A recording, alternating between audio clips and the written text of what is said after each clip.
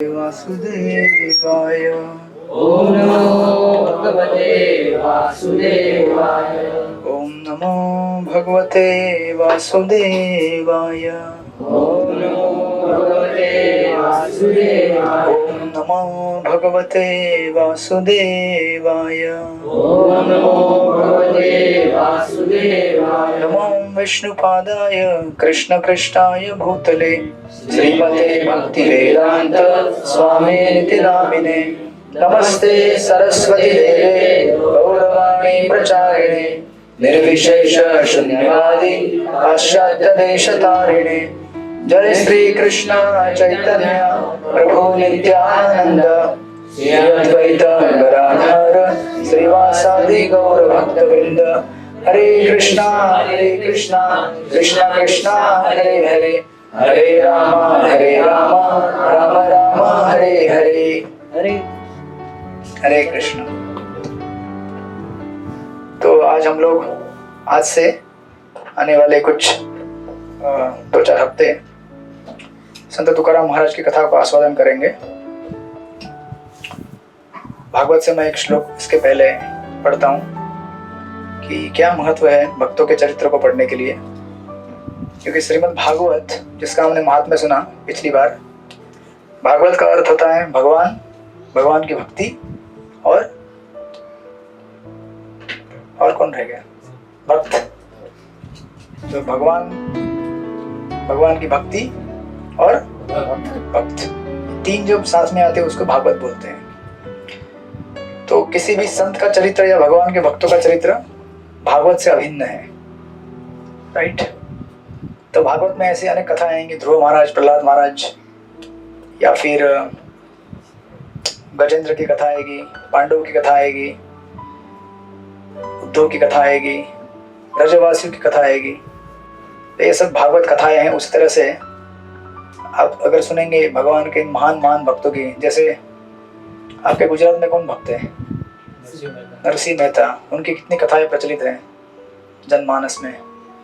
फिर आप अगर राजस्थान जाएंगे तो मीराबाई, महाराष्ट्र में आएंगे तो संत तुकाराम, साउथ में जाएंगे तो श्रीपाद रामानुजाचार्य, पश्चिम की तरफ जाएंगे तो चैतन्य महाप्रभु। ऑफकोर्स चैतन्य महाप्रभु भगवान है, खुद भक्त के रोल में है। ईस्ट की तरफ जाएंगे तो शंकर देव। ऐसे भगवान के महान भक्तों की कथाएं और हमें आज के आधुनिक काल में ज्यादा रिलेट करने के लिए महत्वपूर्ण है। भक्ति कैसे करना है, भक्तों के चरित्र को देखेंगे तभी पता चलता है। तो ये सब भागवत है। तो भागवत के 3य स्कंद में एक सुंदर श्लोक आता है, आप मेरे पे रिपीट कीजिए। 3य स्कंद में 13वें अध्याय में 4था श्लोक है श्रीमद् भागवत महापुराण में। श्रुतस्य पुंसां सृचिरश्रमस्य नन्मञ्जसा सूरिभिडीतो अर्थ तत्तद्गुणाणु श्रवणं मुकुन्दम् पादारविन्दं हृदयेषु येषाम्। अनुवाद श्रील प्रभुपाद द्वारा। जो लोग अत्यंत श्रमपूर्वक तथा दीर्घकाल तक गुरु से श्रवण करते हैं, उन्हें शुद्ध भक्तों के चरित्र तथा कार्यकलापों के विषय में शुद्ध भक्तों के मुख से ही सुनना चाहिए। शुद्ध भक्त अपने हृदय के भीतर सदैव उन भगवान के चरण कमलों का चिंतन करते हैं जो अपने भक्तों को मोक्ष प्रदान करने वाले हैं। तात्पर्य श्रील प्रभुपाद द्वारा। दिव्य छात्र वे हैं, आप सब छात्र हैं, ठीक है ना, स्टूडेंट, जो प्रामाणिक गुरु से वेदों को सुनकर प्रशिक्षित बनने के लिए कठिन तपस्या करते हैं। उन्हें न केवल भगवान के कार्यकलापों के बारे में सुनना चाहिए, अपितु उन भक्तों के भी दिव्य गुणों के विषय में सुनना चाहिए जो अपने हृदय के भीतर निरंतर भगवान के चरण कमलों का चिंतन करते रहते हैं।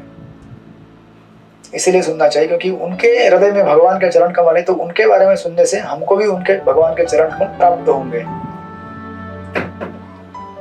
भगवान के शुद्ध भक्त को क्षण भर के लिए भी भगवान के चरण कमलों से विलग नहीं किया जा सकता। जैसे कि आप देखेंगे इन कथाओं में तुकाराम महाराज के। निसंदेह भगवान सदैव समस्त प्राणियों के हृदयों के भीतर रहते हैं, किंतु वे उसके विषय में नहीं जान पाते क्योंकि वे मोहिनी भौतिक शक्ति द्वारा ठगे जाते हैं। तथापि भक्त भगवान की उपस्थिति का अनुभव करते हैं, इसलिए वे अपने हृदय के भीतर भगवान के चरण कमलों का सदैव दर्शन करते हैं। भगवान के ऐसे शुद्ध भक्त भगवान के ही तुल्य गौरवशाली होते हैं। वस्तुतः भगवान उन्हें अपनी अपेक्षा अधिक पूजनीय मानने की संस्तुति करते हैं। भक्त की पूजा भगवान की पूजा से अधिक शक्तिमान है। इसीलिए दिव्य छात्रों का कर्तव्य है, यानी कि आप सब लोगों का, आप सब छात्र हैं, मैं भी छात्र हूं, इसलिए दिव्य छात्रों का कर्तव्य है कि वे शुद्ध भक्तों के बारे में उसी रूप से सुने जिस तरह भगवान के वैसे ही भक्तों द्वारा बतलाया गया हो, क्योंकि कोई तब तक भगवान या उनके भक्त के विषय में कुछ नहीं बतला सकता जब तक वह स्वयं शुद्ध भक्त ना हो। श्रील प्रभुपाद की जय। तो ऑफ कोर्स मैं शुद्ध भक्त नहीं हूँ, लेकिन जिन्होंने इन पुस्तकों को लिखा है और जिस गुरु शिष्य परंपरा में हम ये कथाएं सुन रहे हैं, श्रील प्रभुपाद और हमारे जो पूर्ववर्ती आचार्य हैं, उनके मार्गदर्शन में कथा करने की वजह से हम शुद्ध भक्तों का अनुगमन कर रहे हैं। राइट, सबको जगह हो रही ठीक से? हाँ, पीछे वहां नहीं है, खाली है ना, आप बैठिए ना। ओके, सबको ऐसी हो रहा है? थोड़ा ये कैमरे के लिए लाइट कम पड़ता है, इसलिए मैं इधर आ गया, थोड़ा शिफ्टिंग किया। तो आजकल क्या है, कथा अगर हम सुनते हैं यहाँ पे तो इसको रिकॉर्ड कर दिया जाए तो बाद में भी कई लोग सुन सकते हैं। तो टेक्नोलॉजी है तो उसका उपयोग करना चाहिए।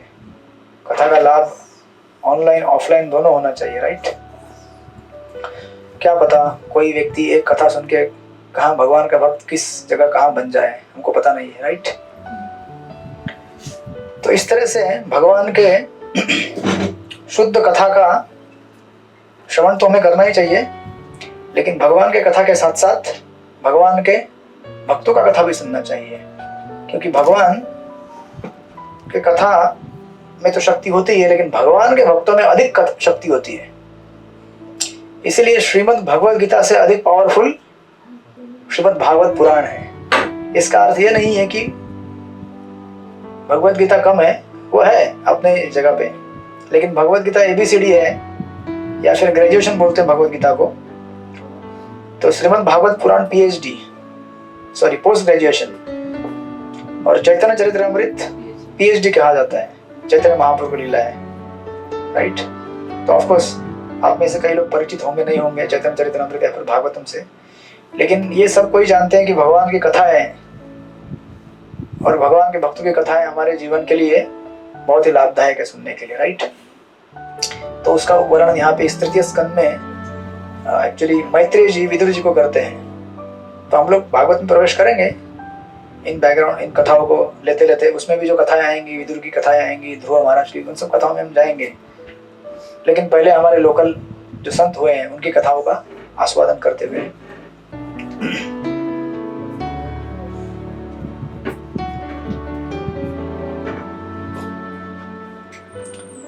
किधर गए हमारे दो बैठे हैं? हाँ, आज आप बाहर नहीं जाएंगे, आज मैं उनको संभालूंगा परीक्षित पराशर को। ठीक है, तो अभी ये पुस्तक गिफ्ट शॉप में भी मिलता है, कहीं भी मिलता है, हिंदी में मिलता है, इंग्लिश में मिलता है, मराठी में मिलता है, आप लोग लेके कभी भी पढ़ सकते हैं। मैं इसमें से कुछ कथाएं कर रहा हूँ संत तुकाराम महाराज की। संत तुकाराम महाराज सबको पता है ना, अभी तो आषाढ़ी एकादशी हुई है। राइट, 4 महीना चलेगा फेस्टिवल। तो ये पुस्तक लिखा है महाराज के हमारे एक शिष्य हैं वृंदावन दास करके, निगड़ी में रहते हैं, राधानाथ महाराज के शिष्य हैं, उन्होंने पुस्तक लिखा हुआ है तुकाराम महाराज के अभंगों के ऊपर आधारित। जो भी तुकाराम महाराज ने अभंग लिखे हैं उनके बेसिस के ऊपर उन्होंने ये हिस्ट्री निकाला है। परीक्षित पराशर, आज आप लोग कथा सुनेंगे, ठीक है, क्योंकि आपका नाम परीक्षित और पराशर है। अगर कथा नहीं सुनी तो अगले 1 हफ्ते इधर ही बैठना पड़ेगा।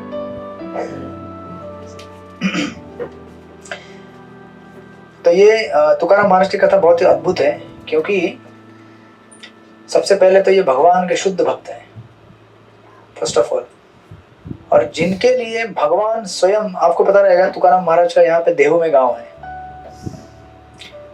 तो तुकाराम महाराज के वंश में, तुकाराम महाराज से पहले एक 7-8 पीढ़ी पहले उनके जो पूर्वज होके गए, उनके भक्ति से प्रसन्न होकर पंढरपुर से भगवान विट्ठल और रुक्मिणी स्वयं देहूगांव में अवतरित हो गए। तो वहां पे जो उनकी विग्रह है वो स्वयंभू विग्रह है, अपने आप प्रकट हुए हुए। इतना प्रेम उनको हो गया जैसे यहाँ पे राधा गोपीनाथ प्रकट हो गए। क्यों प्रकट हुए राधा गोपीनाथ?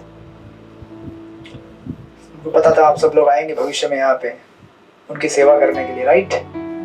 आपको श्रील प्रभुपाद ने बुलाया उनको, लेकिन प्रभुपाद भी जानते थे कि भविष्य में इस जगह पे इतने सारे भक्त आने वाले हैं मेरी सेवा करने के लिए। तो भगवान मैनिफेस्ट हो गए वहाँ पे प्रभुपाद जैसे शुद्ध भक्तों के इच्छा से, फिर राधानाथ महाराज के कुशल मार्गदर्शन में, और आप सब लोगों के सेवा लेने के लिए। तो उसी प्रकार जिनकी कथा में हम देखेंगे तुकाराम महाराज के उनके शिक्षाओं का भी थोड़ा थोड़ा विवरण किया जाएगा।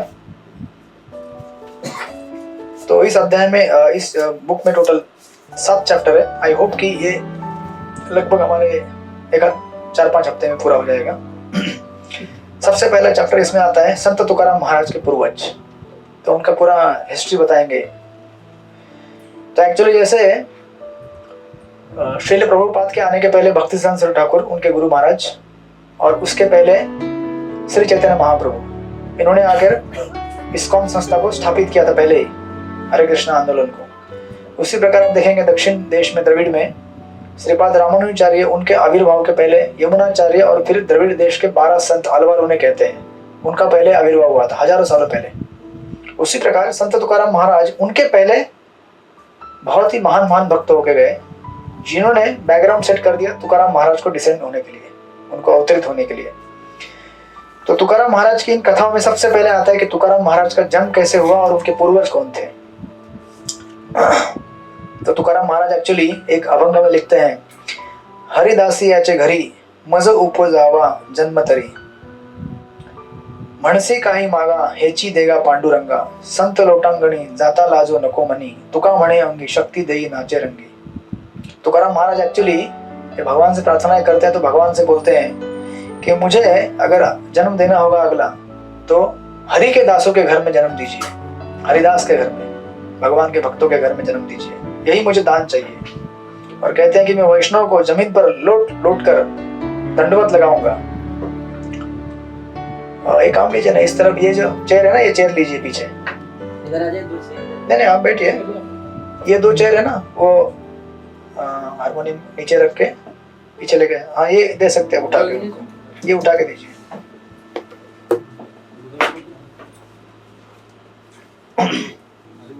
आराम से इधर आ जाइए। नहीं बैठिए, कुर्सियां हैं, वो पीछे एक लगा सकते हैं।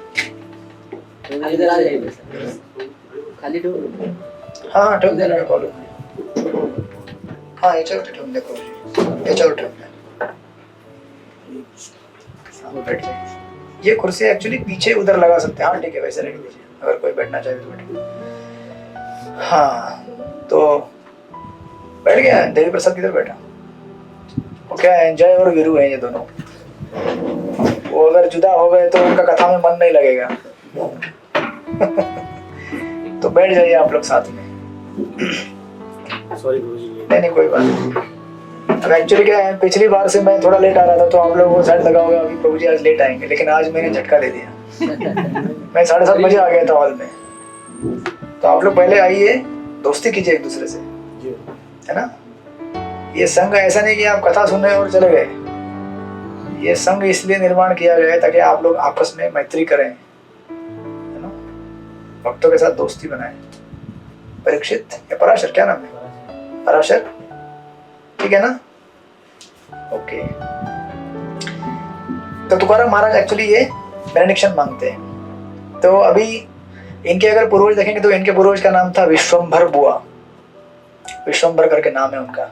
कम से कम 10-12 पीढ़ी पहले की ये उनकी ये मतलब फैमिली है। तो जैसे कि मैंने शुरू में कहा, उनकी भक्ति से प्रसन्न होकर विट्ठल रुक्मिणी स्वयं पंढरपुर से देहू गांव, देहू पुणे में है, और पंढरपुर तो उधर से यहाँ से लगभग 6-7 घंटा लगता है। तो एक्चुअली इनकी कथा ऐसी है कि विश्वम्भर भगवान के शुद्ध भक्त थे और भगवान की कथा और कीर्तन इनके घर का रेगुलर सीन था।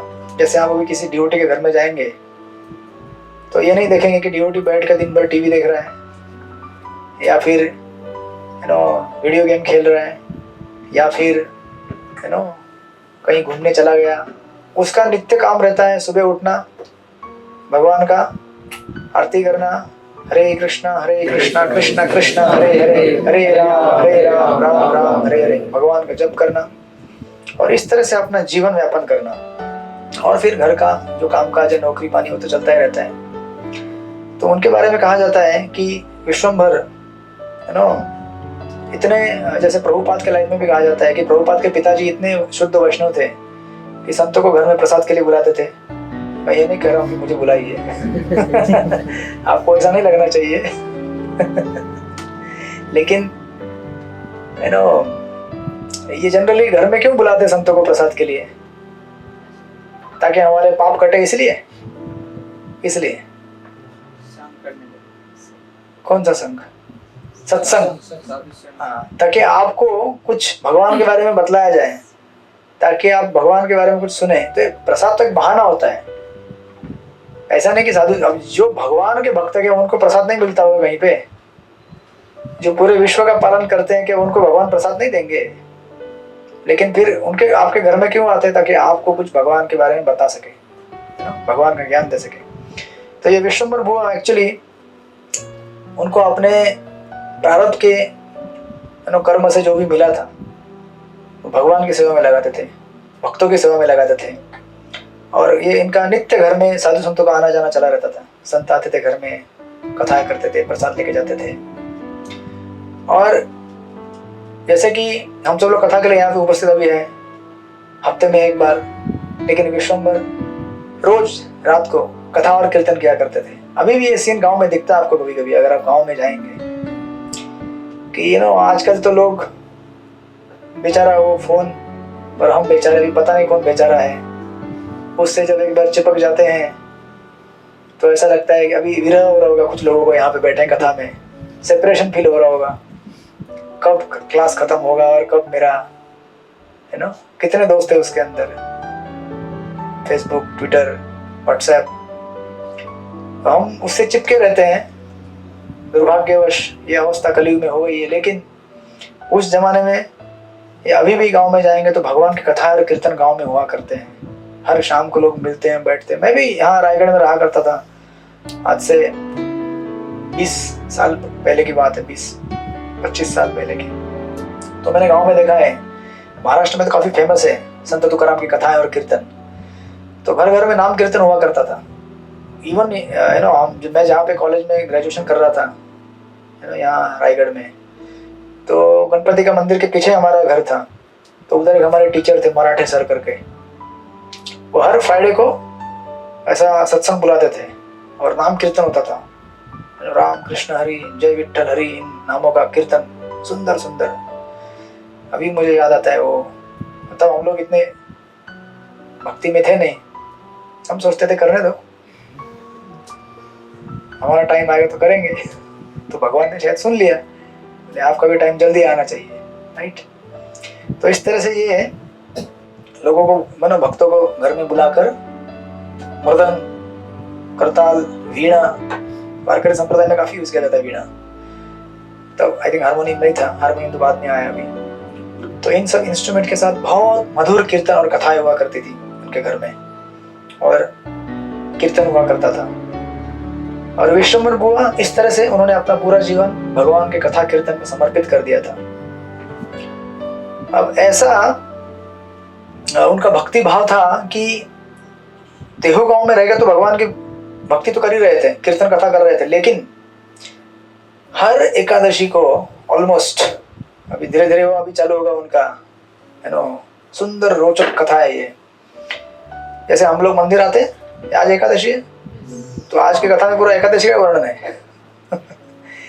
तो आप लोग एकादशी जब रहती है तो सोचते हैं, अरे एकादशी, कम से कम एकादशी में तो 16 माला करना चाहिए, एकादशी में मंदिर जाना चाहिए, है ना, और जो 16 माला करते हैं और माला करने का प्रयास करते हैं। तो विश्वम्बर एक बार है ना, उनकी माँ उनको पास में बुलाई और माँ ने कहा कि अपने घर में जो ये इतना जो वैभव है ना, इतना जो प्रॉस्पेरिटी है, ये किसकी वजह से है? हमारे पूर्वजों की वजह से।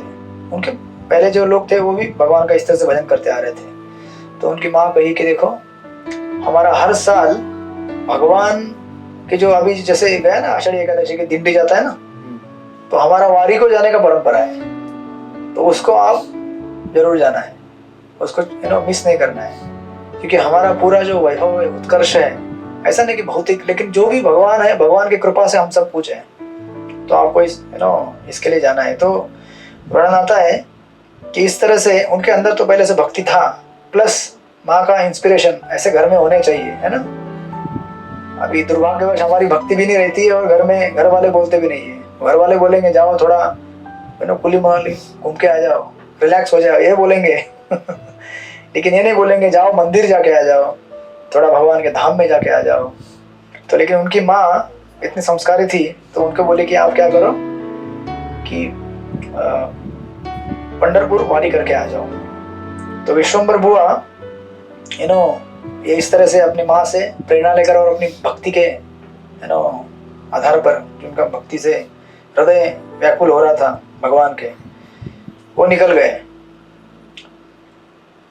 इधर पंढरपुर के लिए दर्शन करने के लिए भगवान का। अब देखिए, ये ऐसा नहीं कि माँ ने बोला इसीलिए करके जा रहे हैं। जनरली हमें ऐसा लगता है कि जब इंस्ट्रक्शन मिलेगा तभी हमें जाना चाहिए, लेकिन एक्चुअली जब हम अगर सिंसियर रहेंगे, देखिए आप में से बहुत सारे लोग, ऐसा नहीं कि किसी ने आपको बोला होगा या कथा में आई है, लेकिन आप अगर खुद से सिंसियर रहेंगे ना, तो कहीं ना कहीं आपको रास्ता दिख जाता है कि हमें यार सत्संग में जाना चाहिए, कथाओं में जाना चाहिए, भगवान का भजन करना चाहिए, है ना। तो ये सिंसियरिटी का मामला है। तो विश्वम्बर के मामले में भी ऐसी कुछ चीज़ थी, वो सिंसियर तो थे ही, लेकिन उनको प्लस आशीर्वाद भी मिला। तो पंढरपुर की यात्रा के लिए निकल गए और कहते हैं कि जिस तरह से इस संसार में कितने दुख है संसार में, कुछ गिनती है क्या? तो आप जब बूढ़े हो जाएंगे ना तो काउंट करेंगे पूरा। अभी माता जी एजेड है काफी, उनको पता है संसार में कितने कितने दुख होते हैं, बराबर है ना माता जी। अभी आप यहाँ से बहुत सारे बालक हैं, कुछ बालक मतलब जो 20-25 साल का वही बालक ही है आजकल, क्योंकि उसने दुनिया तो कुछ देखा ही नहीं, घर से बाहर कभी गया ही नहीं है वो स्कूल और घर। हमारे टाइम में ऐसा नहीं था। हमारे टाइम में तो बहुत सारी चीज़ें हम देखते हैं, घर के बाहर, यहाँ वहाँ, और कुछ जॉब करते हैं ना, स्कूल करते करते जॉब भी हमने की है। तो हमको तो जब हम ग्रेजुएशन करके बाहर निकले तो हमको पूरा पता था संसार क्या है, कहाँ जाना है, क्या करना है। आजकल बच्चों की स्थिति ऐसी नहीं रहती है। तो संसार में तपे हुए लोगों को अगर सत्संग का थोड़ा भी अगर मौका मिले तो कितना रिलीफ लगता है कि नहीं। कहाँ एकदम शांति है यार, यहाँ पे आ गया मंदिर में। क्योंकि बाहर जब जाओ तो वही रोज का यही समस्या है, ये लाना है, यहाँ जाना है, ये करना है, वो दुनिया भर का ताप चलते रहता है। तो संसार से जैसे है ना, गर्मी में अगर बाहर आदमी तप रहा हो, अगर एसी में आके बैठ जाए, कैसा लगता है? देवी प्रसाद ब्रह्मदेव सामने बैठा है, उसके ऊपर एसी जा रही है, कूल लगता है ना। आप सबको आ रही हवा उधर? तो उसी तरह से संसार में तपे हुए जीव जब भगवान का भक्ति चालू करते हैं, आहा क्या आनंद है उसका। और अगर हम सावधानी पूर्वक भक्ति करें, भक्तों का अपराध न करते हुए सावधानी पूर्वक अगर भगवान का नाम ले, तो ये शीतलता अंत समय तक बनी रहेगी। लेकिन अगर हम भक्तों का अपराध करेंगे, ध्यान पूर्वक जप नहीं करेंगे, या कभी जप करेंगे, कभी नहीं करेंगे, कभी छोड़ देंगे, कभी चालू करेंगे, मैं किसी को बोल नहीं रहा हूँ, लेकिन ये भागवत से हमें संदेश मिलता है कि भक्ति हमारी कैसे होनी चाहिए, विदाउट एनी गैप। अभी आपके घर के सीलिंग में अगर कुछ क्रैक आ गया, यानी कि कुछ गैप आ गया, तो उसमें से क्या होता है? पानी गिरता है ना। मतलब जहां गैप है वहां पे माया एंट्री कर जाती है। तो कृष्ण और हमारे बीच में अगर गैप हो गया तो वहां फिर माया को आने का मौका मिल गया। कंटिन्यूटी अगर हमको बनाए रखना है तो हमें कंटिन्यूसली जप करना पड़ेगा। हरे कृष्णा कृष्णा कृष्णा हरे हरे, हरे राम राम राम हरे हरे। तब देखिए कितना आनंद मिलता है आपको, कितनी शीतलता मिलती है। तो इस प्रकार विश्वम्भर वो एकदम एक्सटैटिक थे वो भगवान को। अभी जैसे आप लोग मंदिर के आने के लिए निकलते हैं घर से, कितना अच्छा लगता है आप लोग को, हृदय में एक अलग ही आनंद का एक तूफान आ जाता है। भगवान से मिलने जा रहा हूँ, राधा गोपीनाथ से मिलने जा रहा हूँ, राइट। तो ये निकले पंढरपुर के लिए। तो अभी जब निकले सफर में, यात्रा में, तो इनको साथ में बाकी भी भक्त थे। जैसे अगर हम तीर्थ यात्रा के लिए जाते हैं पंढरपुर या फिर वृंदावन, मायापुर, साथ में भक्त जाते हैं तो कीर्तन कथा करते नाचते नाचते जाते हैं, बराबर।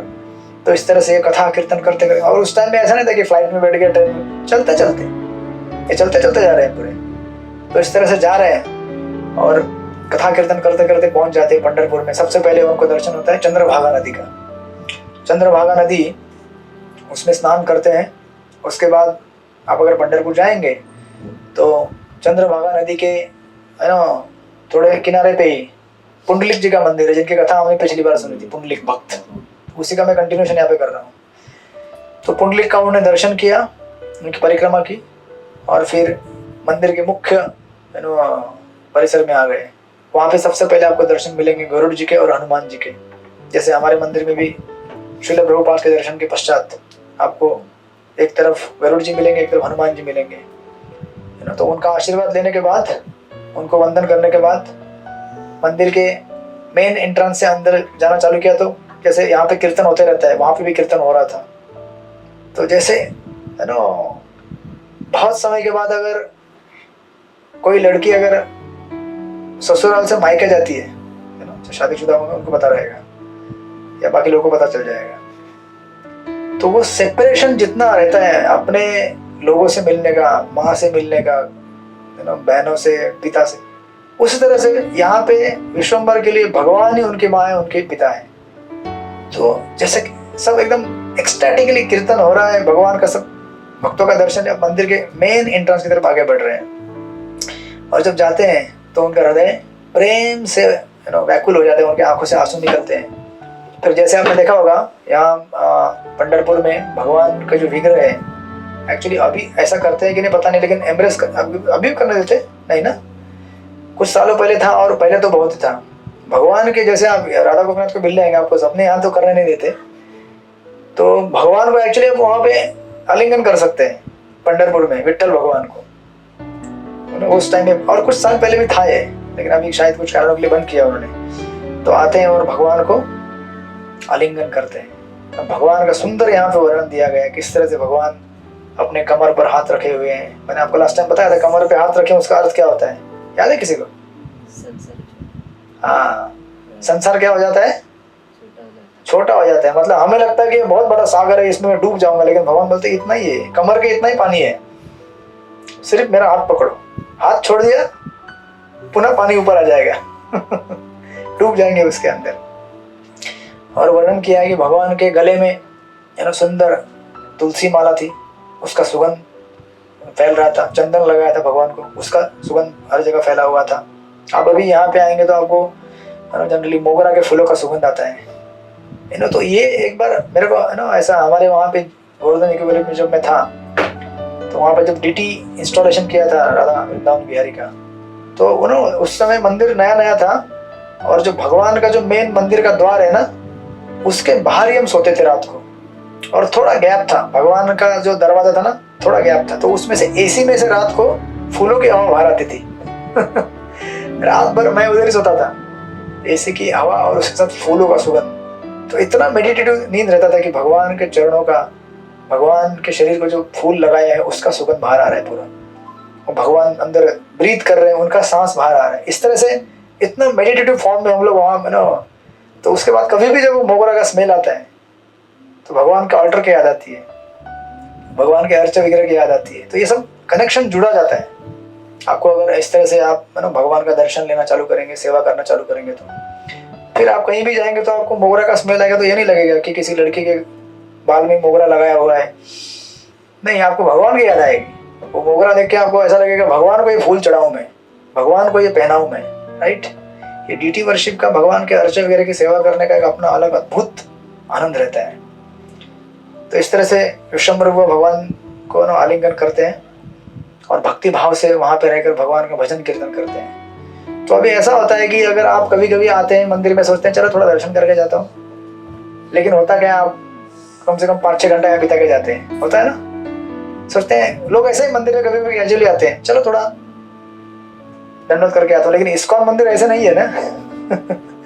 आप मंदिर में आएंगे तो बाप रे, आपको कीर्तन मिलेगा, कथा मिलेगा, है ना, प्रसाद मिलेगा, भक्तों का संग मिलेगा, तो फिर ऐसा लगता है इधर ही रहूं पूरा दिन भर।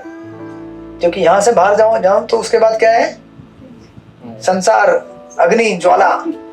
इसका मतलब ये नहीं कि हमें वहां नहीं जाना है, हमें डेफिनेटली जाना है, क्योंकि हमारा शरीर से भी संबंध है और शरीर के कुछ कर्तव्य उसे पूरा करना होता है, राइट। तो इस प्रकार विश्वम्भर हुआ एक्चुअली वहां पे लगभग 5 दिन रुक जाते हैं भगवान का कथा कीर्तन करते हुए। और 5 दिन जब इस तरह से वो है ना कथा कीर्तन करते हैं, वहां पे रहकर भक्तों के साथ समय बिताते हैं, तो फिर उनको अभी बाद में लगता है कि अभी घर जाना चाहिए, क्योंकि घर में अभी क्या है, माँ इंतजार कर रही है। तो विश्वम्भर निकलते हैं वहां से घर की तरफ, लेकिन उनका हृदय जो है भगवान के चरण कमलों में रख के वहां से निकलते हैं। आपको समझ में आया कुछ? जब आप मंदिर आते हैं तो मंदिर से जाते समय अपना हार्ट राधा गोपीनाथ के चरणों में छोड़ दीजिए, यहीं पे छोड़ दीजिए, और शरीर को लेके जाइए यहाँ से। सही है कि गलत है? अरे ये बोला जिंदा नहीं रहेगा।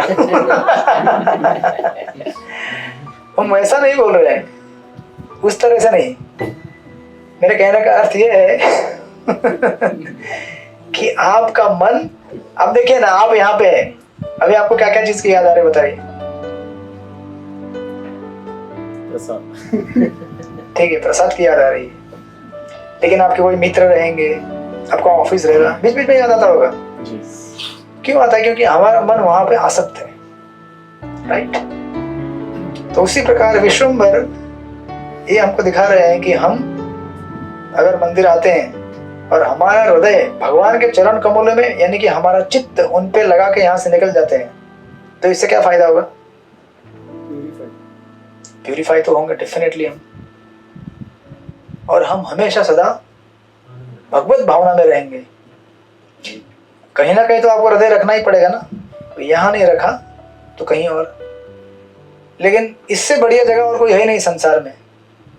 भगवान के चरण कमलों में हृदय रखने से अलावा और दूसरी कोई बढ़िया जगह है ही नहीं।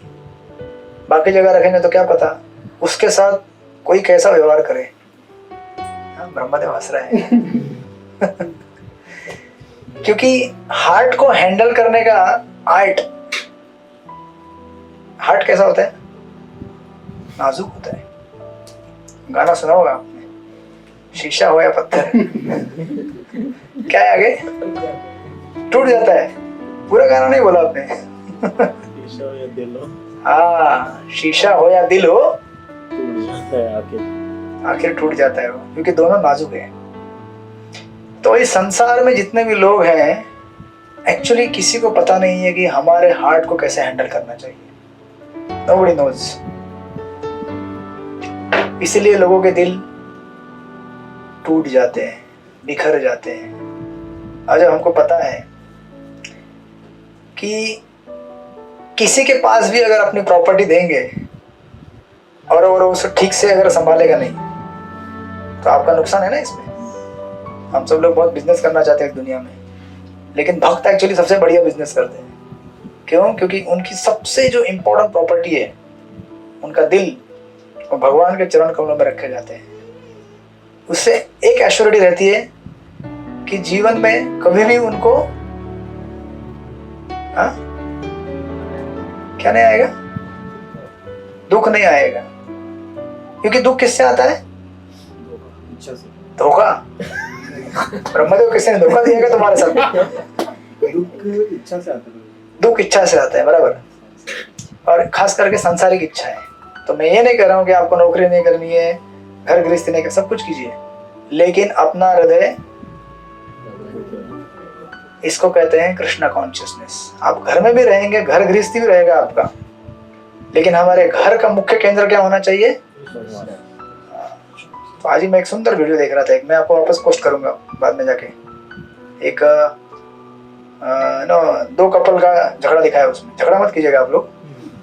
एक पति पत्नी जो भक्त है और एक पति पत्नी जो भक्त नहीं है, दोनों किस तरह से जीवन जीते अपना, सुंदर एक वीडियो दिखाया उसमें। तो हमारे जीवन का केंद्र भगवान होने चाहिए। जब हमारे जीवन का केंद्र भगवान बनेंगे तो अगर कुछ ओपिनियन ऑफ डिफरेंस भी आएगा, लड़ाई झगड़ा भी होगा, तो भी वापस हम उसको सेट कर सकते हैं, राइट। तो इस तरह से विश्वम्बर बुआ निकले देहू गांव के लिए, लेकिन उनका दिल कहाँ पे था? गोपीनाथ मंदिर में। तो आप लोग अभी आज घर जाएंगे, बीच में मैं पूछूंगा ग्रुप में, आपका दिल कहाँ पे है? तो आप लोग बताना, आपका दिल गोपीनाथ के चरणों में है, राइट। अगर गोपीनाथ के चरणों में नहीं रखा तो रिमाइंडर रहेगा ये कि रखिए, यानी कि नित्य नियम से हरे कृष्णा कृष्णा कृष्णा हरे हरे, हरे राम राम राम हरे हरे। भगवान का नाम स्मरण कीजिए, क्या बात है। इनका दिल खुश हो गया। तो इस तरह से विश्वम्बर बुआ एक्चुअली निकले घर जाने के लिए, लेकिन यहाँ पे लिखते हैं ऑथर बहुत सुंदर से, विश्वंभर शरीराने घरी होते पण त्यांचे मन भीमा नदीच्या तीरावर उभे असलेल्या पांडुरंगाचे सदैव चिंतन करत होते। तो हमारा भी चौपाटी है, ये भी चौपाटी के तीरा। हम बोलते हैं जय राधा माधव कुंज बिहारी, यमुना तीरा वनचारे, जय राधा गोपीनाथ कुंज बिहारी, चौपाटी तीरा वनचारे। तो यहाँ भी चौपाटी है, चौपाटी के किनारे पे भगवान बैठे हुए हैं। एक्चुअली एक बार मैं एक हमारे भक्त हैं यहाँ पे, आपको पता रहेगा, ये सुंदर केशव प्रभु गोविंदा के मैनेजर हैं, उनके साथ मैं दर्शन ले रहा था एक बार। तो मेरे पास आए और बोले देखो प्रभु, उडुपी में 2 समंदर है। मैं बोला 2 समंदर कैसे उडुपी में? एक ही तो समंदर है ना, एक ही है ना उडुपी में। उडुपी गए आप लोग कभी? आप गए ब्रह्मदेव? आए हुए 17। इस्कॉन आपको कहाँ कहाँ लेके गए हैं? इस्कॉन में नहीं रहते तो मैंने इस्कॉन में आने के पहले कहीं भ्रमण नहीं किया था ऐसा, इतना पूरा इस्कॉन में आने के बाद इतनी जगह हम दर्शन किए, इतनी जगह दर्शन किए। भक्तों के संग में आने का ये भी फायदा होता है ना, घूमने को भी मिलता है। तो बता रहे थे कि 2 समंदर में, 2 कैसे समंदर, एक समंदर है। फिर बाद में बोले नहीं प्रभु 2 है, ठीक से याद करो। तो मैंने बोला यार अभी गोपीनाथ के सामने बैठे हम लोग, अभी मैं इतना इमेजिन नहीं कर सकता, आप ही बता दो। तो बोले कि देखो, एक तो अरेबियन सागर है और दूसरा है कृष्ण के करुणा का सागर। उडुपी में एक सागर है बाहर, भौतिक सागर, और दूसरा सागर भगवान कृष्ण के करुणा का सागर है। कितना अथांग करुणा है उनका कि हम जैसे चोर उचक के, धुंधुकारी का कथा सुना ना आपने शुरू में? बेचारा धुंधुकारी तो वो टाइम में केवल अभी हम तो फोन के साथ लगे रहते हैं, सबसे ज्यादा पाप फोन से होते हैं, गलत काम फोन से होते हैं। जितना भी गाली देना है लोगों को फोन से होता है आजकल, किसी का खिंचाई करना है फोन से होता है। कितने भयंकर भयंकर पाप हो रहे हैं, लेकिन हमको भी भगवान यहाँ पे बुलाते हैं, आइए कथा सुनिए, राइट। तो ऐसे भगवान करुणामय है कि उन यहाँ पे चौपाटी में भी, इसलिए मैं बोलता हूँ कि मैं उनको बोला फिर यहाँ भी 2 सागर है। मैं बोला एक तो अपना अरेबियन सागर है, दूसरा गोपीनाथ के करुणा का सागर है। उनकी कितनी करुणा है, परंपरा करुणा है, उनका दर्शन, उनका कीर्तन, उनका भक्ति कथाएं हमको इस तरह से उस सागर में डुबा देता है कि हमको इस संसार की जरा भी गर्मी महसूस नहीं होती है, दुख महसूस नहीं होता है, हालांकि वो सब है बाहर। तो इस तरह से विश्वम्भर चिंतन करते हुए जा रहे हैं और बोल रहे हैं कि धन्य धन्य थी पंढरपुर नगरी, धन्य धन्य ये चौपाटी गोपीनाथ मंदिर है। इस तरह से हम लोग करते करते घर पहुंचते वो, और ऐसा नहीं कि केवल मंदिर, लेकिन मंदिर के भक्त जैसे यहाँ पे विश्वम्भर बुआ याद करते हैं कि किस तरह से भगवान कृष्ण का दर्शन उन्होंने लिया, किस तरह से उन्होंने उनका वेणुवाद सुना। एक्चुअली आपको गोपीनाथ का मुरली सुनाई देगा अगर आप ठीक से सुनेंगे तो। क्या कुछ लोग ऐसे देख रहे हैं, सुनाई देगा आपको गोपीनाथ का मुरली। ऐसे नहीं बोल रहे विश्वम्भर, यहाँ पे वहां भी अर्च विग्रह था, यहाँ भी अर्च विग्रह। वो बोल रहे हैं कि वेणुवाद, उसके बाद नदी चंद्रभागा का पवित्र स्नान, चंद्रभागा का वो घाट, पुंडलिक, सत्यभामा, रुक्मिणी, इन सब के बारे में सोचते सोचते जा रहे। तो हम यहाँ भी सोचेंगे ललिता विशाखा सखियां हैं यहाँ पे, है ना, गौरनीता है, प्रभुपाद है, उन सब का स्मरण करते करते आप लोग घर में पहुंच जाएंगे, राइट। और यहाँ पे लिखते हैं ऑथर कि वो इस तरह से रोते हुए, है ना, दुख में कि भगवान से मेरा विरह हो रहा है, इस तरह से आगे चल रहे थे। और 2-3 यहाँ पे उपमाएं दी, जिस तरह से, है ना, एक कोई जो स्त्री रहती है जो अभी मायके से वापस ससुराल जा रही है, तो एक्चुअली हमारा असली मायका कौन है? भगवत धाम, भगवान का घर हमारा असली मायका है, और ये संसार क्या है? ससुराल है ना। ससुराल में हमको अकेलापन महसूस होगा, लेकिन फिर भी ससुराल में भक्त आ गए हैं और आपको अकेलापन महसूस नहीं होने देंगे। तो ये उदाहरण दे रहे हैं। और दूसरा, जैसे कोई गाय का बछड़ा रहता है, गाय के बछड़ा जब बंधा रहता है दिन भर, तो इंतजार करता है माँ कब आएगी, दूध कब पिलाएगी, है ना, क्योंकि माँ तो चरने के लिए जाती है घास, बच्चा छोटा है कहीं जा नहीं सकता, है ना। जब माँ आती है वापस तो कितना इंथुजियास्टिकली जंप करके माँ के पास जाता है, विरह, है ना, जो उसको हुआ है। तो इस तरह से दुखी भाव में वो चले जाते हैं। अब विश्वम्बर आ गए वारी करके पूरा, लेकिन उनका मन तो पंढरपुर में ही लगा हुआ था। देखिए कितना अद्भुत भक्तों का चरित्र रहता है। और हम अगर हमारे जीवन को उसको अगर तुलना करेंगे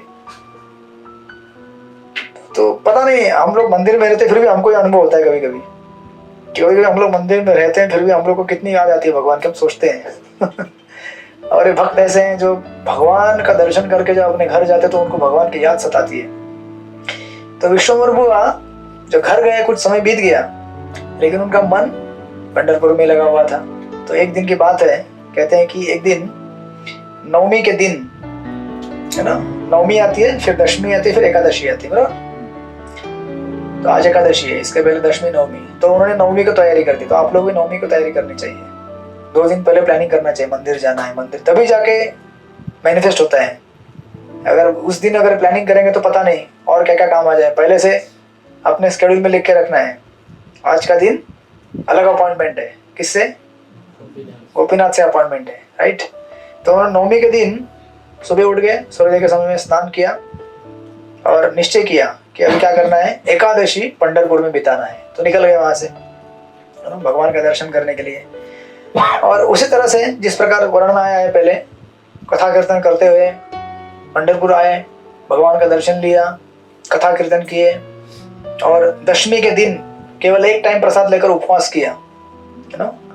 और जब द्वादशी आती है, अभी कल द्वादशी है, तो दूसरे दिन पारण किया, फिर एकादशी को उपवास करके वहां जो भक्त थे। और फिर विश्वम्बर बुआ ने क्या किया, मस्त हो गए कीर्तन में, और 3 दिन वहां पे वापस बिता दिए। तो जब भी आते थे तो एक्चुअली जाना था उनको जल्दी, लेकिन 3 दिन वापस भगवान के धाम में गदगद हो गए। अभी हमारे टाइम में तो ऐसा नहीं है, हमारा तो आने का टिकट पहले से निकाल के आते हैं हम लोग है ना। इसीलिए हम लोग भगवत धाम मुझे लगता नहीं कभी आ पाएंगे, क्योंकि हम लोग आने का टिकट निकाल के जाएंगे, बोलेंगे अरे रिटर्न टिकट कब है क्योंकि हमको चिंता ज्यादा इस जगत की रहती है वहां से ज्यादा, राइट। लेकिन विश्वम्बर बुआ जब 3 दिन पूरे हो गए और वापस निकलने के लिए निकल गए, तो अभी सोचे कि अरे अभी वापस जाना पड़ेगा गाँव में, घर गृहस्थी है, माँ है, पत्नी है, बच्चे हैं। तो लेकिन उनको वापस विरह होने लगा कि मैं कैसे भगवान को छोड़ के जाऊँ वापस। तो उस समय भगवान श्री कृष्ण जो देख रहे थे कि विश्वम्बर को इतना विरह हो रहा है मुझसे, तो भगवान कृष्ण उनको बोले, देखो डीटी भी बोलती है, अब ऐसा मत सोचिए कि गोपीनाथ आपसे बात नहीं करते। मुझे ये अनुभव कई बार आया है, जब कभी मैं महाक्लीन की सेवाएं करता हूँ अंदर गर्भगृह के अंदर, या फिर कोई भी सेवा आप करेंगे, आपको अगर कुछ क्वेश्चन रहेंगे तो कभी कभी आप भगवान से पूछते रहिए इसका उत्तर क्या है, आपको अंदर से आवाज आएगा, आंसर आपको आएगा अंदर से। मुझे कई बार ऐसा अनुभव आया है, अगर आप उनसे कनेक्ट कर पाए तो इनको भगवान बोलते हैं इस तरह रोता हुआ देखकर कि अरे तू इतना रोता क्यों है, तू वापस जा घर, मैं ना अव्यक्त रूप में हर जगह मौजूद हूं। जिस तरह से हवा हर जगह फैली हुई है, जिस तरह से सूरज की रोशनी हर कोने कोने में जाती है, मैं भी हर जगह हूं, मेरे को इस तरह से देख और मेरा दर्शन कर। तो इतना बोलते हैं, है ना, बोलते कि मैं आपके हृदय में बैठा हूं, आपको अंदर से ज्ञान देता हूं, मैं आपको मेरा दर्शन देता हूँ। एक्चुअली इसको क्या कहते हैं, इसको कहते हैं इम्पर्सनल ज्ञान, निर्विशेष ज्ञान कहते हैं इसको। अभी ये तो सबको पता है भगवान हर जगह है ना, विश्वम्भर बुआ उनको देख भी रहे थे, लेकिन जब भगवान का इस तरह से ये ज्ञान सुनते हैं तो विश्वम्भर बुआ बोलते हैं कि अरे मुझे ये सब ज्ञान नहीं चाहिए, और मुझे आपको उस रूप में नहीं देखना है, मुझे आपको इसी रूप में देखना है। जैसे गोपियों को उद्धव जी ने यही संदेश लेकर गए थे, सेम संदेश। गोपियों को है ना, उद्धव को भगवान ने भेजा था संदेश लेकर, जाओ गोपियों को बताओ कि अरे मैं तो हर जगह हूँ, मेरा दर्शन करो हर जगह पे। तो गोपियाँ बोली कि आपका ज्ञान आपके पास रखो, हमें तो श्याम सुंदर का ही दर्शन चाहिए, हमें और कुछ नहीं देखना। यू नो, इनफैक्ट जब रासलीला हुई, रासलीला में से जब भगवान अदृश्य हो गए तो गोपियाँ ढूंढने लगी कहाँ है श्याम सुंदर। तो बीच में भगवान ने चतुर्भुज रूप नारायण का रूप धारण करके बैठ गया रास्ते पे एक साइड में। तो गोपियाँ आई, बोली हरे कृष्णा नारायण नमस्कार, आपको प्रणाम है, आप इस जगत के यू नो भगवान हैं। अच्छा ये बताएंगे हमारे श्याम सुंदर कहाँ गए हैं? बस ऐसा पूछा और आगे चली गई वो। उनको कुछ लेना देना नहीं है कि ये भगवान है, उनको क्या चाहिए, केवल श्याम सुंदर श्री कृष्ण उस रूप में चाहिए। जनरली नारायण मतलब हम लोग सोचते हैं अरे नारायण से मिले तो फिर क्या मांगेंगे, अभी क्या क्या मांगेंगे, अपना लिस्ट तो तुरंत निकल जाएगा बाहर, ये चाहिए ये चाहिए वो चाहिए वो चाहिए। लेकिन उनका भक्ति देखिए। उसी तरह से यहाँ पे विश्वम्भर बुआ ये बोलते हैं कि मैं आपको उस रूप में कैसे पूजा करूं, मैं आपको हार नहीं लगा सकता उस रूप में, आपको भोजन नहीं खिला सकता, आपको सुला नहीं सकता, मुझे आपका ही रूप चाहिए। इस तरह से बोलने लगे। तो एक्चुअली भगवान हंसने लगे। तो भगवान समझ गए कि इसको मेरे पर्सनल रूप से ज्यादा प्रेम है, मेरे निराकार रूप से ज्यादा। और भगवान ने कहते हैं यहाँ पे, कहते हैं ऑथर कि भगवान ने उनको आशीर्वाद दिया और कहा कि जब जब आप मेरा नाम स्मरण करोगे उस समय मैं वहां पर प्रकट हो जाऊंगा। और इस तरह से उनको एक्चुअली हरिनाम मंत्र दिया उन्होंने, जैसे रामकृष्ण हरि मंत्र तुकाराम महाराज को बाद में चैतन्य महाप्रभु ने दिया था, उस प्रकार नाम दीक्षा दिया उनको और वहां से देहू वापस भेज दिया। जाओ, जैसे ना माई के घर आती है तो बेटी जाने को रेडी नहीं रहती, माँ समझा बुझा के जा बेटी जा, वापस आ जाना बाद में, समझा के भेज देती है। उसी प्रकार विश्वम्भर बुआ को वापस भेज दिया। तो अभी जो गांव में आ गए, तो अभी आप जैसे हरे कृष्णा संस्था में आए हैं, तो अभी आपके आस पड़ोस के लोग, आपके मित्र ताना मारते होंगे ना? नहीं मारते ब्रह्मदेव? क्या बोलते हैं? बोलते हैं जा जा, बोलते हैं जा जा। तो विश्वम्भर बुआ जब यहाँ पे आ गए घर पे, तो गांव के अभी दो पार्टी है, एक तो डिवोटी रहते हैं, नॉन डिवोटी रहते हैं। डिवोटी बोलने लगे अरे कितना विश्वम्भर बुआ के अंदर वैराग्य आ गया है, कितना भक्ति आ गया है, देखो हर यू नो। और एक्चुअली ऑथर उसमें और लिखते हैं कि विश्वम्भर बुआ अभी न केवल हर एकादशी है ना, ये तो बीच में वारी करने के लिए जाते थे, लेकिन बाद में हर एकादशी को जाने लगे।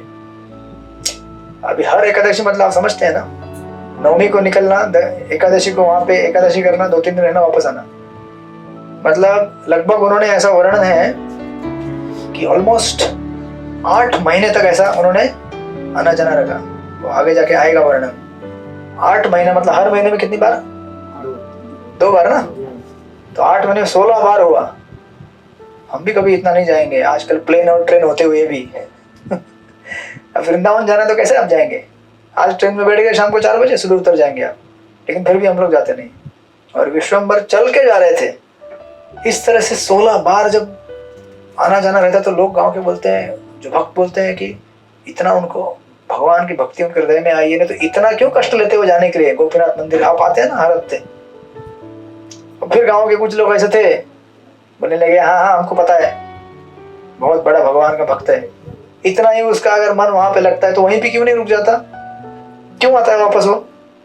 इसका अर्थ ये है कि उसका एक पैर उधर है, एक पैर इधर है, उसको संसार भी चाहिए और ये भी चाहिए। नाटक करता है वो, ढोंगी है। तो आपको भी बोलते होंगे लोग, अच्छा हमारे साथ बैठ के खेलता था, हमारे साथ बैठ के मूवी देखता था, अभी बड़ा बाबा बन गया, संत बन गया है, बोलते हैं ना। तो हमें क्या उत्तर देना चाहिए? क्या बोलना चाहिए फिर हमें? हाँ, अच्छा आप भी आ जाओ, लेकिन वो लोग तो नहीं आएंगे, फिर क्या उत्तर दोगे? आपको आपके आस पड़ोस के लोग बोलते हो कितना हरे कृष्णा करता है यार, सुबह लेकर झोली मारा तो इसके गले से निकलती नहीं। तो एक्चुअली विश्वम्बर ऐसे देखो, इस दुनिया में ऐसे लोग हमेशा आपको मिलेंगे कि आज नहीं, आज से 1000 साल पहले की कथाएं हैं ये। तब भी ऐसी स्थितियां हुआ करती थी कि भक्तों को लोग छेड़खानी करते थे, मजाक उड़ाते थे, आज भी उड़ाते हैं। इसका अर्थ क्या होता है कि भौतिक जगत कभी बदलेगा नहीं, ये वैसा का वैसा ही रहेगा। ये दुनिया कभी बदलने वाली नहीं है, बदलना हमको है। अपना दिल भगवान के चरणों में ही देना है, और कहीं दिया तोड़ फोड़ कर देंगे वो लोग। अब विश्वम्बर बुआ ने ये नहीं सोचा कि अरे गांव वाले ऐसा बोल रहे हैं, मैं क्या करूं, हाय हाय। जैसे गीता में भगवान बोलते हैं, मात्रा स्पर्शस्तु कौन्तेय शीतोष्ण समदुःखदा अगम अपायनो अनित्यस्ताम तितिक्षव भारत, सहन करना सीखो। और एक्चुअली क्या होता है ना कि भक्तों को सहन करना नहीं पड़ता है, क्योंकि वो ऑलरेडी भगवान की भक्ति में मस्त है, तो उनको कुछ फर्क नहीं पड़ता है कोई क्या बोले, क्या उनको सुनाई नहीं देता है, वो they are indifferent to that. इस तरह से विश्वम्बर बुआ गांव के लोग जो भी बोले थे उनको कुछ फर्क नहीं पड़ रहा। स्तुति करते तो हमको क्या होता है, वाह मैं हरे कृष्णा वाला हूँ, हमें थोड़ा गर्व होता है, वो भी प्रॉब्लम है। और कोई अगर निंदा करता है दुखी हो जाते हैं, वो भी प्रॉब्लम है। तो इस दुनिया में अगर हमें सम्मान मिले तो भी उससे हमें प्रभावित नहीं होना चाहिए, और अगर कोई निंदा करे उससे भी प्रभावित नहीं होना चाहिए। क्योंकि एक्चुअली आध्यात्मिक जीवन में अगर आना है हमको, तो सबसे पहले हमारा क्वालिफिकेशन है इक्वेनिमिटी, इक्विपॉइज्ड, समभाव रहना सुख और दुख में। अगर हम परीक्षित समभाव रहना सीखो बेटा, सुख और दुख, सर्दी और गर्मी में, भूख और प्यास में प्रसाद मिलेगा अभी 15-20 मिनट में, ठीक है ना। तो एक्चुअली होता क्या है कि हम लोग अगर इक्वेनिमिटी, देखिए ये सबसे पहला लेसन है, इंपॉर्टेंट लेसन है। भक्ति शुरू करने के लिए और भक्ति में टिके रहने के लिए हमें समभाव रहना ही पड़ेगा इस दुनिया में। अगर हम समभाव नहीं रहेंगे तो भक्ति लंबे समय तक नहीं कर सकते। आध्यात्मिक जीवन प्राप्त करने के लिए और उसमें चलते, उस मार्ग में चलने के लिए हमें सुख और दुख इन दोनों में समभाव में रहना चाहिए। अगर आप सुख से अगर प्रभावित हो गए, उस दिन आपका जपा ठीक से नहीं होगा। लॉटरी लग जाए या कोई बड़ा नौकरी लग जाए, 1 महीना तक जपा नहीं होता ठीक से, क्योंकि जपा करते समय वही सोचते रहते हैं, अभी मैं ऐसा करूंगा, वैसा करूंगा, इतना पैसा आया, ये करूंगा, यहाँ जाऊंगा, जपा नहीं चलता है। और अगर कुछ अपोजिट बात होती है, दुख होता है, ऐसा होगा, कैसे होगा, क्यों हुआ, उसने ऐसा क्यों किया, तभी भी जपा नहीं होता है। इसलिए दोनों भावनाओं को बाजू में रखकर हमें समभाव रहना चाहिए। इसके लिए मैं हमेशा आप लोगों को बोलता हूँ, खास करके हमारे कुछ मित्र यहाँ पे हैं, कि चैंटिंग किया करो, चैंटिंग किया करो, क्योंकि चैंटिंग करने से हमारा मन शांत होता है, सुख और दुख से परे जाता है। हरे कृष्णा कृष्ण कृष्ण हरे हरे, हरे राम राम राम हरे हरे। तो इसलिए इस प्रकार भगवान की कथा कीर्तन में रहना चाहिए। और इस तरह से विश्वम्बर बुआ फिर अपने गांव में आते हैं, लेकिन उनको किसी चीज से कुछ फर्क नहीं पड़ता है जब भी लोग निंदा करते सत्य करते हैं। तो खैर हम इसकी आगे की कथा अगले हफ्ते करेंगे, इसको कंटिन्यूएशन में। अभी ऑलरेडी 9 बज गया है, ठीक है। फिर जारी रहेगी हमारी यात्रा।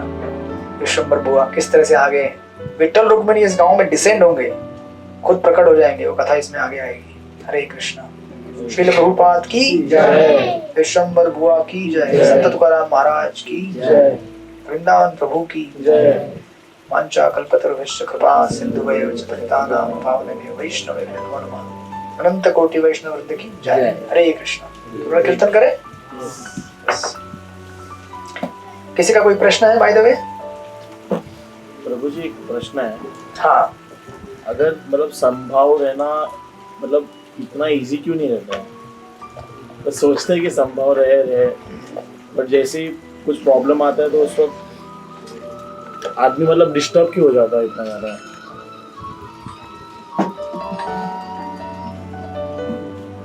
देखो इस दुनिया में जितना हमारा आसक्ति उतना ज्यादा प्रॉब्लम। अभी आपको किसी चीज से दुख क्यों होता है? समझो, अगर मैं ऐसा नहीं बोलूंगा ऐसा हो चलो मेरा एक आपको स्टोरी बताता हूँ। बहुत साल पहले मैं बुक डिस्ट्रीब्यूशन किया करता था, बेस में रहता था। तो एक बार मैं ईस्ट में, हमारा बोरीवली में एक बेस था, वेस्ट में, और ईस्ट में दूसरा बेस था। तो बुक डिस्ट्रीब्यूशन करने के बाद सब उधार पे बुक लिया था दूसरे बेस से। मैंने सब बुक वगैरह मैंने बिक्री किया। उसके बाद मैं पैसा लेके जा रहा था महीने के एंड में 8,000 रुपया। 2009-10 की बात, 10-9 की बात है। 8,000 रुपये काफी था उस समय। तो मैं रिक्शा में गया तो फिर रिक्शा में ही भूल गया, उतरा। फिर मैं नीचे उतरा और फिर आगे चला गया। तब तक पीछे देखा तो बैग के साथ रिक्शा गायब। तो अभी क्या हुआ? अभी क्या होना चाहिए मेरे साथ? गुस्सा होना चाहिए ना। लेकिन जब हम भगवान का कार्य करते, देखिए कितना, मुझे वो अभी तक याद है। थोड़े समय के लिए मुझे कुछ हुआ, ऐसा लगा कि अरे यार अब पैसा कहाँ से दूंगा। तो मैं बेस में गया, मैं बोला उन लोगों की ऐसा ऐसा हो गया। तो उन्होंने कुछ राशि भर दिया, मैंने भी बाद में कुछ अमाउंट जमा करके भरा। That was just settled. अब यही अगर पैसा दूसरे किसी कारण का होता, यू नो, इस जगत में जो भी हम क्रियाएं करते हैं उससे रिएक्शन जनरेट होता है। पैसा लगता है आपको, अगर आपको 8,000 रुपये वो टाइम में अगर गायब होता तो? क्योंकि आसक्ति रहती है ना कि इस पैसे से मैं अभी भोग करूंगा, एंजॉय करूंगा, मजा करूंगा, बराबर है ना। तो जितना ज्यादा आसक्ति उतना ज्यादा दर्द, या फिर अगर वो मिल जाए उतना ज्यादा सुख। लेकिन जितना ज्यादा सुख लेंगे उतना दुख में प्रॉब्लम होगा। जितना हम ऊंचा जाते हैं, गिरना तो है ऊपर से, भौतिक जगत में कोई भी ऊपर उठता है तो नीचे गिरता ही है। जितना ऊपर उठोगे उतना ज्यादा मार पड़ेगी गिरते समय तो इसलिए इसका बेसिक सूत्र है आसक्ति को कम करना। Attachment to this world, you know, किसी व्यक्ति से अटैचमेंट अननेसेसरी, किसी वस्तु से अटैचमेंट अननेसेसरी। वो अगर अटैचमेंट कम हो गया तो फिर अपने आप, क्योंकि ये दुनिया का नियम है, कुछ चीज आपको मिलेगी, कुछ नहीं मिलेगी, कुछ आपसे छीन, देखो अंतिम में हमारा शरीर हमसे छीन लिया जाएगा कि नहीं? अरे जिसके लिए हम इतना दिन रात मरते हैं, कष्ट करते हैं, एक दिन हमसे छीन लिया जाएगा। तो हमें प्रिपेयर होना है ना, उसके लिए तैयार होना है। टेंशन नहीं लेना है कि अरे क्या होगा क्या होगा। भगवान की भक्ति करनी है, शरीर कब निकल गया मालूम भी नहीं पड़ेगा। आसक्तियों को कम करना है। उसको कम करने के लिए मंत्र दिया है, हरे कृष्णा कृष्ण कृष्ण हरे हरे, हरे राम राम राम हरे हरे। ये क्या करेगा? हमारे अनावश्यक आसक्तियों को कम करेगा। फिर आसक्ति खत्म हो गई तो टेंशन नहीं इस दुनिया में। धृतराष्ट्र को इतना प्रॉब्लम क्यों था? 5 गांव भी देने के लिए रेडी नहीं था पांडवों को, 5। तो कितना आसक्ति है, ये सारा मेरा है। और पांडव कितने अनासक्त थे? 5 गांव भी चलेगा। क्यों? क्योंकि भगवान की भक्ति में उनको जो आनंद मिल रहा था वो भौतिक संसार क्या है। तो 5 गांव क्षत्रिय थे, इसलिए ऑफिशियली उनको चाहिए था रूल करने के लिए, क्षत्रिय होने के नाते। अदरवाइज वो तो खुश थे जंगल में भी रहने के लिए, राइट? तो इसलिए भगवान की भक्ति करनी चाहिए। अंतिम सूत्र यही है। मुझे याद है, मैं जस्ट इसको इसके साथ क्लोज कर दूंगा। मैं, हम लोग हॉस्टल में थे ना, तो एक बुक था प्रेरणा का, उसका नाम था रिवाइवल और कॉन्क्वेस्ट। आपने सुना होगा, छोटे छोटे बुक आते थे प्रेरणा फेस्टिवल के ऊपर। तो मैं वो सुनता था लेक्चर, मतलब पढ़ता था, लेक्चर लिखे हुए थे। एक लेक्चर खत्म हो गया, बोलते थे जैसे अगर स्ट्रेस मैनेजमेंट, लास्ट में बोलते थे चैंटिंग करो। उसके बाद दूसरा एक था टाइम मैनेजमेंट, उसमें एंड में बोलते थे चैंटिंग करो। उसके बाद और एक टॉपिक आता था, है ना, रिलेशनशिप मैनेजमेंट, उसमें लास्ट में बोलते थे चैंटिंग करो। मैं बोलते क्या है यार, हर जगह चैंटिंग चैंटिंग चैंटिंग, ये क्या है? मैं बोलता था चैंटिंग करने से कैसे होता है यार, ये इनको हर प्रॉब्लम में एक ही समाधान दिखता है, चैंटिंग करो। 2009 की बात है वो, 8। तो वो समझने के लिए मुझे इतने साल लगे कि हर चीज का समाधान चैंटिंग कैसे है। क्योंकि भगवान का नाम हमारे जगत से जो आसक्ति है उसको शुद्ध करता है। इसका मतलब कतई ये नहीं कि हमें घर गृहस्थी छोड़नी है, परिवार छोड़ना है, सब कुछ रहेगा, जितना आवश्यक स्नेह है वो हमें देते रहेंगे परिवार वालों को, लेकिन जब तक हम भगवत भावना में नहीं बनेंगे तब तक हम सब लोग इस दुनिया में दुखी रहेंगे अनावश्यक आसक्ति की वजह से। आसक्ति उतनी होनी चाहिए जितनी होनी चाहिए, है ना। तो यही एक उपाय है, क्या? कम आसक्ति। हरे कृष्णा कृष्णा कृष्णा हरे हरे, हरे राम राम राम हरे हरे। और इसको और समझना होगा तो आपको ऐसे 9-10 साल बिताने होंगे जब करते हुए, आपको समझ में आएगा। ठीक है।